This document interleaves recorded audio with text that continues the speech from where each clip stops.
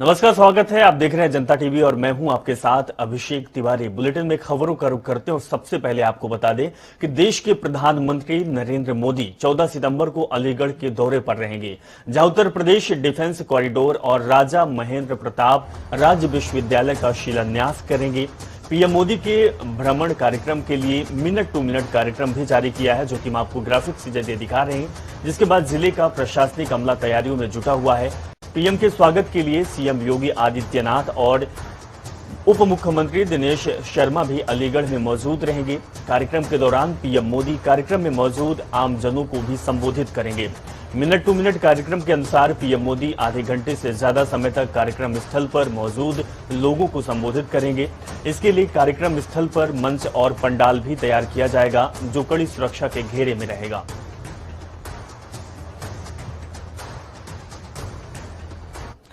आज चतुर्थ राष्ट्रीय पोषण माह कार्यक्रम का शुभारंभ किया जाएगा, जिसका शुभारंभ मुख्यमंत्री योगी आदित्यनाथ करेंगे। आपको बता दें कि कार्यक्रम में महिलाओं और बच्चों को आहार विहार, दिनचर्या और पोषण के बारे में विस्तृत जानकारी भी दी जाएगी। साथ ही लोग जो कि आने वाले लाभ के बारे में और भी जानकारी साझा की जाएगी। वहीं मुख्य विकास अधिकारी ने कहा है कि कार्यक्रम को जनपद, तहसील और विकासखंड स्तर पर आयोजित करने के लिए संबंधित अधिकारियों को निर्देशित किया गया है। तो आज लखनऊ में पोषण माह कार्यक्रम का शुभारंभ हो रहा है। सीएम योगी आदित्यनाथ इस कार्यक्रम में शामिल होंगे। साथ में दिनेश शर्मा, जो कि सूबे के उप मुख्यमंत्री हैं, वो भी कार्यक्रम में शामिल होंगे। सबसे बड़ी बात, जो आंगनबाड़ी कार्यकर्ता हैं उनको सम्मानित भी किया जाएगा, प्रशस्ति पत्र दिया जाएगा। साथ में कई जो अच्छे काम कर रहे हैं उनको भी आज इस कार्यक्रम में सम्मान दिया जाएगा मुख्यमंत्री योगी आदित्यनाथ के द्वारा। इसी खबर पर हमारे संवाददाता लखनऊ से लाइव जुड़ गए हैं अनूप सिंह। अनूप, आज पोषण आहार का शुभारंभ हो रहा है, चौथी बार ये हो रहा है, और सबसे बड़ी बात की कार्यक्रम की शुरुआत में मुख्यमंत्री योगी आदित्यनाथ भी पहुंच रहे हैं। और देखिए अभिषेक, मुख्यमंत्री योगी आदित्यनाथ का काफिला अभी लोक भवन में पहुंचा है। और चाहे पहले से जो प्रस्तावित कार्यक्रम है कि जिस तरीके से जो अच्छा काम कर रहे हैं उन अधिकारियों को जिस तरीके से प्रेरित किया जा रहा है, और साथ ही साथ उत्तर प्रदेश में पोषण को लेकर के जिस तरीके से एक बार आपको याद होगा स्मृति ईरानी ने बयान दिया था कि उत्तर प्रदेश में सबसे ज्यादा समस्या है।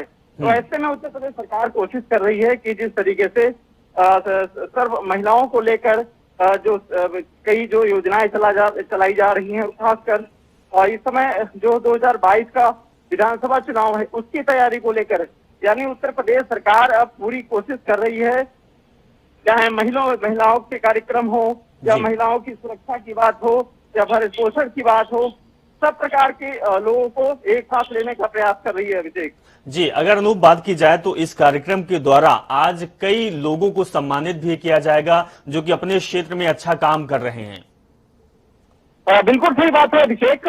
जो अधिकारी अपने क्षेत्र में अच्छा काम कर रहे हैं उनको प्रोत्साहन देना, यानी कहीं न कहीं अधिकारियों को उस मार्ग पर आगे ले जाना होता है। और जो अधिकारी काम अच्छा नहीं कर पा रहे हैं, जो इनका प्रदर्शन अच्छा नहीं है, और उनको कहीं न कहीं एक रास्ता मिलेगा, वो एक उनको मार्गदर्शन मिलेगा कि इन अधिकारियों के हिसाब से काम करें, या फिर उनके अंदर एक भावना जागे कि अच्छा काम करने से उत्तर प्रदेश सरकार सम्मान करेगी। तो कहीं न कहीं एक मैसेज दिया जाएगा। अभिषेक, चलिए अनूप, तमाम जानकारी के लिए बहुत बहुत शुक्रिया। तो आज योगी आदित्यनाथ पोषण माह का शुभारंभ कर रहे हैं और सूबे में डिप्टी सीएम दिनेश शर्मा भी मौजूद रहेंगे। साथ में कई लोगों को जो अच्छा काम कर रहे हैं उनको सम्मान भी दिया जाएगा मुख्यमंत्री योगी आदित्यनाथ के द्वारा। बसपा की राष्ट्रीय अध्यक्ष और पूर्व मुख्यमंत्री मायावती आज लखनऊ में प्रबुद्ध वर्ग सम्मेलन को संबोधित करेंगी। 2019 लोकसभा चुनाव के बाद पहली बार होगा कि मायावती सार्वजनिक कार्यक्रम के मंच पर मौजूद रहेंगी, और इस दौरान मायावती मिशन 2022 का एजेंडा कैसा होगा ये कार्यकर्ताओं को बताएंगी। बसपा ने 23 जुलाई को राष्ट्रीय महासचिव सतीश चंद्र मिश्रा की अगुवाई में अयोध्या में प्रबुद्ध वर्ग विचार गोष्ठी की शुरुआत की थी। आज लखनऊ में मॉल एवेन्यू स्थित पार्टी कार्यालय पर इस अंतिम प्रबुद्ध वर्ग के सम्मेलन का समापन हो रहा है। अब तक 74 जिलों में सम्मेलन हो चुके हैं। 75वां अंतिम सम्मेलन आज लखनऊ में होगा। समापन सम्मेलन में सभी 75 जिलों के सम्मेलनों के ब्राह्मण को कोऑर्डिनेट को बुलाया गया है। साथ में इसके लिए बड़ी तैयारियां भी की गई है। खासकर पार्टी कार्यालय के बाहर और अंदर एलईडी टीवी लगाई गई है, जिसमें मायावती की ओर से दिया जाने वाला संदेश साफ तौर पर सभी लोगों को सुनाई पड़ सकेगा। बसपा शासनकाल में हुए लगभग 1400 करोड़ रुपए के स्मारक घोटाले में उत्तर प्रदेश सतर्कता अधिष्ठान ने 57 आरोपियों के खिलाफ आरोप पत्र दाखिल कर दिया है। इसमें सेवानिवृत्त आईएएस रामबोध समेत 23 तत्कालीन सरकारी अधिकारी शामिल हैं। आरोप पत्र एमपी एमएलए कोर्ट के विशेष न्यायाधीश पवन कुमार राय की अदालत में दाखिल किया गया है। आरोप पत्र में 23 तत्कालीन अधिकारियों और कर्मचारियों सहित 34 और व्यक्ति आरोपी बनाए गए। आपको ये भी बता दें कि इसी रिपोर्ट के आधार पर तत्कालीन सपा सरकार ने विजिलेंस की जांच के आदेश दिए थे। इस मामले में अब तक 23 आरोपियों को गिरफ्तार भी किया जा चुका है। एआईएमआईएम राष्ट्रीय अध्यक्ष असदुद्दीन ओवैसी आगामी 7 से 9 सितंबर के बीच उत्तर प्रदेश के दौरे पर रहेंगे। 7 सितंबर को वो अयोध्या की रुदौली विधानसभा क्षेत्र में कार्यकर्ताओं से मुलाकात करेंगे, जहां शेख मखदूम शाह की दरगाह पर भी जाएंगे। पार्टी के प्रदेश अध्यक्ष शौकत ने ओवैसी के स्वागत में वहां लगे पोस्टर बैनर में अयोध्या के बजाय फैजाबाद लिखे जाने के बाबत पूछे जाने पर कहा कि जिलों के नाम बदलने के विकास नहीं होगा। जिले के नाम अगर आप बदल रहे हैं तो इससे विकास नहीं होने वाला। आपको बता दें कि 8 सितंबर को ओवैसी सुल्तानपुर में वंचित शोषित समाज सम्मेलन को संबोधित करेंगे। फिर 9 सितंबर को बाराबंकी में भी वंचित शोषित समाज को संबोधित करेंगे। इस सम्मेलन में शामिल होंगे। इन सम्मेलनों में ब्राह्मण, दलित, ओबीसी, मुस्लिम सभी लोग शामिल होंगे।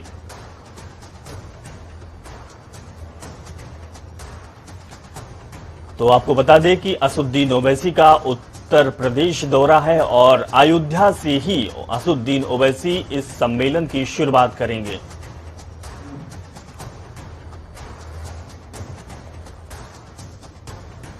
इसी बीच एक बड़ी खबर आ रही है। एआईएमआईएम में शामिल होंगे बाहुबली अतीक अहमद। अतीक अहमद की पत्नी भी पार्टी में शामिल होने की खबर आ रही है। बड़ी खबर आपको दिखा रहे हैं कि असदुद्दीन ओवैसी करवाएंगे सदस्यता ग्रहण। तो अतीक अहमद, जो कि बाहुबली और गैंगस्टर के रूप में जाने जाते थे, अब वो भी इसी पार्टी में शामिल होंगे।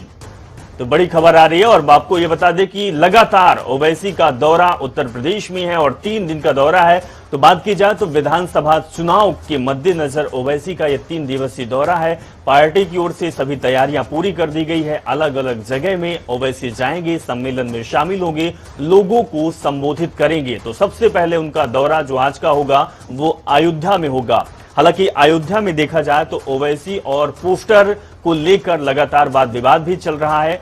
फैजाबाद के नाम पर पोस्टरबाजी चल रही और असदुद्दीन ओवैसी की पार्टी का कहना है कि विकास केवल नाम बदलने से नहीं होता।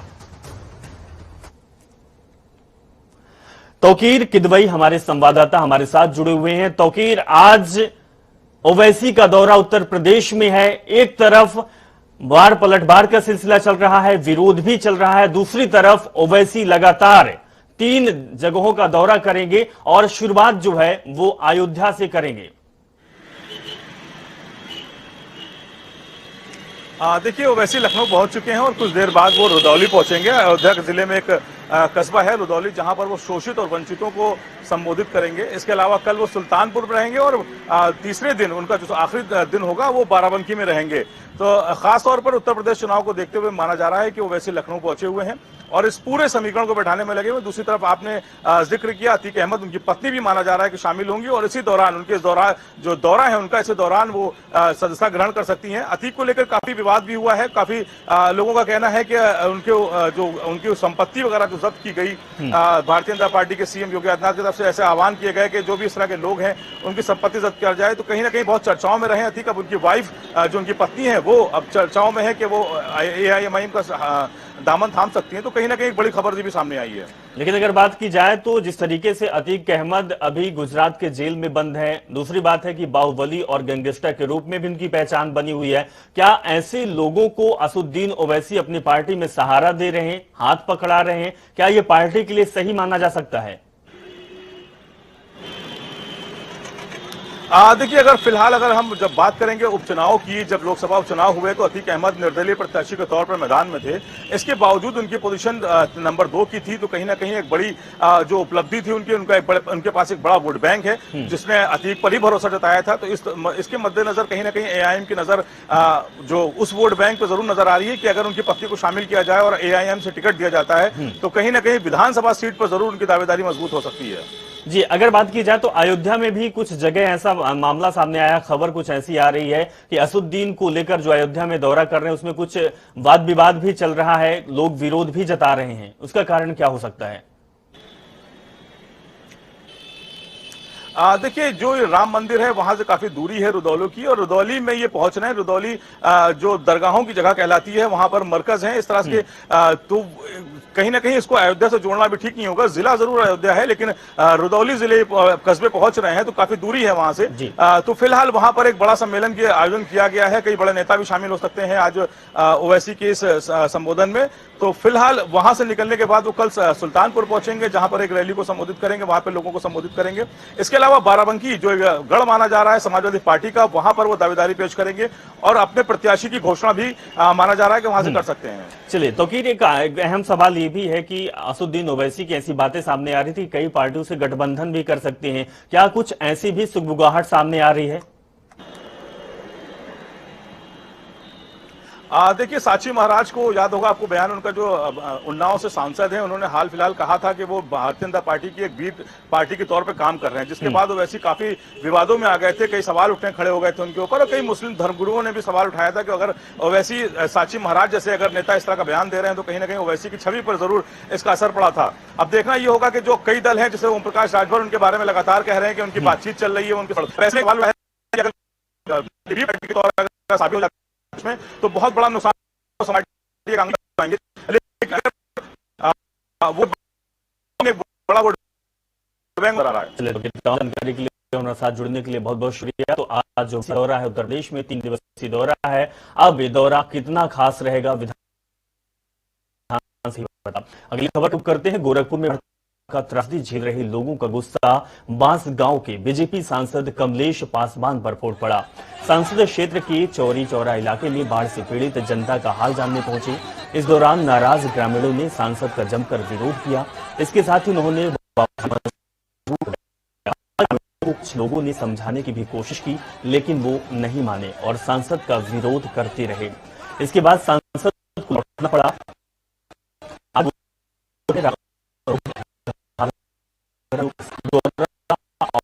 भी कहर बढ़ पा रही है, लगातार बाढ़ का खतरा है। फिलहाल नदियों का जलस्तर कम हो रहा है, लेकिन इसके बावजूद जिले में अब तक करीब 400 से ज्यादा गांव बाढ़ की चपेट में आ चुके हैं। इससे लगभग 2,50,000 से ज्यादा की आबादी प्रभावित हुई है। इसके चलते ग्रामीणों ने रेलवे स्टेशन, सड़क और बांधों पर शरण ले रखी है। वहीं पूरे प्रदेश में डेंगू और वायरल बुखार का कहर में अब तक करीब 53 लोगों की जान जा चुकी, जबकि कानपुर में वायरल बुखार के कारण 7 दिन में 15 लोगों की मौत हो चुकी है। कानपुर में बीती 24 घंटे में डेंगू और वायरल बुखार से 5 लोगों की मौत हो चुकी। वहीं संगम सिटी में डेंगू ने हाफ सेंचुरी मार दी है। सोमवार को डेंगू के 9 नए मरीज सामने आए। जनपद में कुल मरीजों की संख्या 56 पहुंच चुकी है। इनमें से 37 मरीज नगरीय क्षेत्र के हैं, जबकि 19 मरीज ग्रामीण क्षेत्रों से आते हैं। सोराव और इस्माइलगंज में एक ही घर में डेंगू के 4 मरीज मिलने से हड़कंप मच गया। डेंगू और मौसमी बुखार के बढ़ते एक प्रकोप के आगे स्वास्थ्य विभाग की ओर से किए जा रहे सारे उपाय नाकाफी साबित हो रहे हैं और अस्पतालों में मरीजों की संख्या लगातार बढ़ती जा रही है। मौलाना मोहम्मद अली जौहर ट्रस्ट रामपुर की कुल 471 एकड़ जमीन में से अब ट्रस्ट के पास केवल 12.50 एकड़ यानी 12.5 एकड़ जमीन ही रहेगी। बाकी जमीन का अधिग्रहण रद्द करते हुए राज्य सरकार की ओर से वापस लिए जाने को चुनौती देने वाली याचिका को इलाहाबाद हाईकोर्ट ने खारिज कर दिया है। एडीएम वित्त के आदेश पर बाकी जमीन का अधिग्रहण रद्द कर दिया गया था, जिसे हाईकोर्ट में चुनौती दी गई थी। इलाहाबाद हाईकोर्ट ने मौलाना मोहम्मद अली जौहर ट्रस्ट रामपुर की ओर से अधिग्रहित 12.5 एकड़ जमीन के अधिकृत जमीन को राज्य की निहित करने के एडीएम वित्त के आदेश को सही करार दिया है। कोर्ट ने कहा कि अनुसूचित जाति की जमीन बिना जिलाधिकारी की अनुमति के अवैध रूप से ली गई है। अधिग्रहण शर्तों का उल्लंघन कर शैक्षिक कार्य के लिए निर्माण के बजाय मस्जिद का निर्माण कराया गया।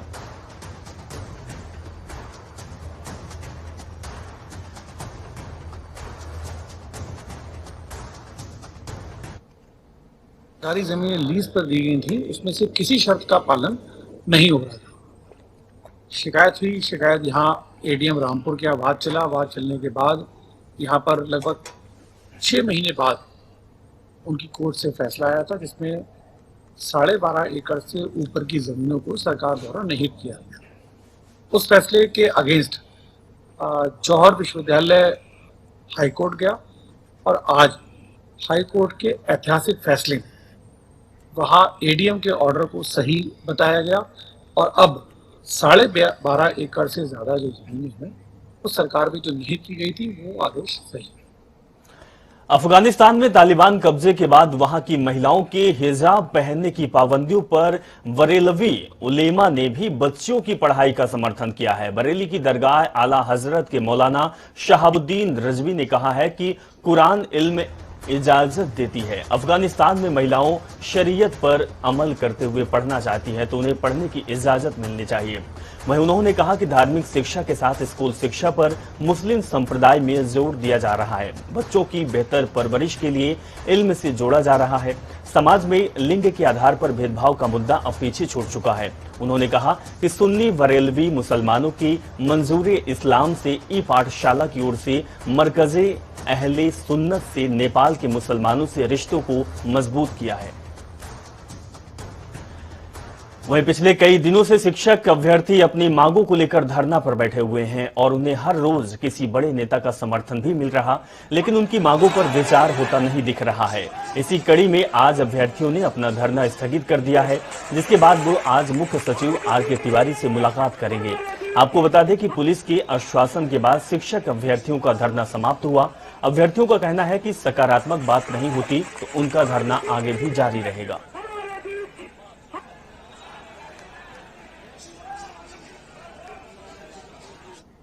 उत्तराखंड सरकार ने कोरोना कर्फ्यू 14 सितंबर तक बढ़ा दिया। सोमवार को कोरोना कर्फ्यू को लेकर एक नई एसओपी जारी कर दी गई, जिसमें कोई बदलाव नहीं किया गया। बता दें कि सभी नियम और शर्तें पहले जैसी ही रखी गई हैं। मुख्य अधिकारी डॉक्टर सुखबीर सिंह संधू ने कोविड कर्फ्यू के संबंध में सोमवार को आदेश जारी कर दिया है। बता दें कि कर्फ्यू के दौरान प्रदेश में सभी स्पा और सैलून खोलने की अनुमति है। सभी स्पा और सैलून 50% क्षमता के साथ खुलते हैं और इससे पहले gym, shopping mall, cinema hall और स्विमिंग पूल, मनोरंजन पार्क, थिएटर, ऑडिटोरियम और इनसे संबंधित सभी गतिविधियां 50% क्षमता के साथ खोलने की अनुमति जो पहले थी वो अभी भी बरकरार है। उत्तराखंड सरकार ने कोरोना कर्फ्यू बढ़ा दिया है। कोरोना कर्फ्यू 14 सितंबर तक बढ़ाया गया है। साथ में यह भी बताया गया है कि जो नियम और शर्तें पहले लागू थी वो आगे भी लागू रहेगी और साथ में प्रशासन के द्वारा और सरकार के द्वारा साफ तौर पर कहा गया है कि जो प्रशासन की गाइडलाइन है उसका पालन करना अनिवार्य होगा, क्योंकि लगातार उत्तराखंड में कोरोना के मामले बढ़ रहे हैं और कोरोना के बढ़ते मामलों को देखते हुए सरकार ने फैसला लिया है कि कोरोना कर्फ्यू अब 14 सितंबर तक जारी रहेगा। साथ में सरकार के द्वारा और प्रशासन के द्वारा यह भी कहा गया है कि कोरोना गाइडलाइन का पालन करना अनिवार्य होगा और जो नियम और शर्तें पहले से लागू थी उन नियम शर्तों का पालन आगे भी करना होगा और नियम और शर्तें वही रहेगी। धनंजय डोंडियाल हमारे संवाददाता जुड़ गए हैं। धनंजय, 14 सितंबर तक कोरोना कर्फ्यू बढ़ाया गया है। राज्य में अगर बात की जाए तो कोरोना का क्या हाल है और ये कोरोना कर्फ्यू बढ़ाने के पीछे सरकार का क्या मकसद हो सकता है? देखिए, निश्चित तौर पर जिस तरह कोविड कर्फ्यू को 1 हफ्ते के लिए बढ़ाया गया, यानी कि 14 सितंबर की सुबह तक इसको बढ़ाया गया है। और कोविड के मामलों की बात करते हो, अब ये जिस तरह के मामले पहले सामने आ रहे थे वो कम है, क्योंकि सरकार लगातार मॉनिटरिंग कर रही है, स्वास्थ्य विभाग लगातार अपनी नजरें इनायत किए हुए। और ऐसे में सबसे बड़ा सवाल ये है कि आज भी मुख्यमंत्री का एक कार्यक्रम है, स्वास्थ्य विभाग का बड़ा कार्यक्रम है, जिसमें मुख्यमंत्री बतौर मुख्य अतिथि होंगे, धन सिंह रावत उसमें होंगे, स्वास्थ्य सचिव उसमें होंगे। तो उसमें तमाम जो कोविड को लेकर चर्चा होगी क्योंकि मुख्यमंत्री फीडबैक अधिकारी से मांग सकते हैं, मुख्यमंत्री क्योंकि तीसरी लहर का भी अंदेशा, तो इसके लेकर भी फीडबैक मांग सकते हैं। जी धनंजय, अगर बात की जाए कि पाबंदियों की, नियम और शर्तों की, तो क्या नियम शर्तें जो पहले थे वही लागू रहेंगे या कुछ इसमें थोड़ी ढिलाई की गई है? क्योंकि अभी हम देखे हैं कि बीजेपी और कांग्रेस दोनों पार्टी की रैलियां चल रही थी, चाहे वो परिवर्तन रैली की बात की जाए, जन आशीर्वाद रैली की बात की जाए, वहां पर ऐसा कुछ दिखाई नहीं दिया था। कोरोना प्रोटोकॉल का पालन वहां पर खत्म था। देखिए निश्चित तौर पर जिस तरह जो बाहर के राज्यों से उत्तराखंड में आ रहे हैं उनको साफ तौर पे कहा गया है कि यदि उत्तराखंड अन्य राज्यों से आते हैं तो अपनी कोविड रिपोर्ट साथ में लेके आए, और यदि उनकी कोविड रिपोर्ट साथ नहीं होती है तो उनको RT-PCR की 72 घंटे के अंदर की रिपोर्ट लानी होगी। और ये एक सवाल आपने बहुत अच्छा किया है, क्योंकि राजनीतिक दलों के जब रैलियां निकल रही थी तो कोविड का जो पालन होना चाहिए था वो नहीं हो पाया, तो कहीं ना कहीं सरकार की एक अनदेखी इसे कह सकते हैं। जी बिल्कुल, तो कहीं ना कहीं धनंजय उन लोगों पर ही पाबंदी की जाती है जो नियम और शर्तों का पालन करते हैं। धनंजय, हमारे साथ जुड़ने के लिए, जानकारी साझा करने के लिए बहुत बहुत शुक्रिया। उत्तराखंड सरकार ने राज्य में औद्योगिक विकास को बढ़ावा देने के लिए 1015 करोड़ के निवेश की मंजूरी दे दी है। सिंगल विंडो की राज्य स्तरीय प्राधिकृत समिति ने 23 निवेश प्रस्तावों को अनुमति दी गई, जिसमें स्वास्थ्य, फार्मा, खाद्य प्रसंस्करण और पर्यटन क्षेत्र में पूंजी निवेश होने से 3000 लोगों को रोजगार के अवसर मिलेंगे। हरिद्वार जिले के भगवानपुर में 229 करोड़ की लागत से 300 बेड का अस्पताल और देहरादून के गलजबाड़ी में 103 करोड़ की लागत से 5 स्टार होटल का निर्माण किया जाएगा। सोमवार को सचिवालय में मुख्य सचिव डॉक्टर SS संघ की अध्यक्षता में सिंगल विंडो राज्य स्तरीय प्राधिकृत समिति की बैठक में 1015 करोड़ की लागत के निवेश प्रस्तावों को मंजूरी मिल गई है। वह उत्तराखंड में भारी बारिश का कहर लगातार जारी है। मौसम विभाग ने पहले से ही जिलों में 8 सितंबर तक भारी बारिश की अलर्ट जारी किया था। आपको बता दें कि 5 से 8 सितंबर तक अलर्ट जारी किया गया था मौसम विभाग की तरफ से। वहीं बात की जाए तो टिहरी में मूसलाधार बारिश की वजह से सोमवार को पहाड़ से बड़ी बड़ी चट्टानें अचानक सड़क पर गिरने लगी। गनीमत ये रही कि मलबे की चपेट में आने से लोग बाल बाल बच गए। वहीं रुद्रप्रयाग में भी बारिश का कहर दिखाई दिया, जो कि हम आपको तस्वीर दिखा रहे हैं। मूसलाधार बारिश की वजह से ऋषिकेश बद्रीनाथ हाईवे 3 जगहों पर बंद रहा। शिवनंदी और नरकोटा राजमार्ग में भारी मलबा सड़कों पर आ गया, जिसकी वजह से राजमार्ग पर सैकड़ों वाहन फंसे रहे।